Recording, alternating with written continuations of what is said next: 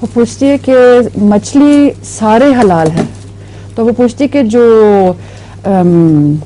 High fish کو کیا کہتے ہیں، شارکس کے بارے میں کیا ہے؟ وہ تو انسان کو بھی کھاتے ہیں، وہ بھی حلال ہے؟ اچھا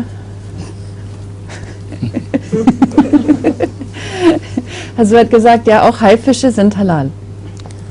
اچھا ایک اور لطیفہ میں بھی بتا دیتا ہوں.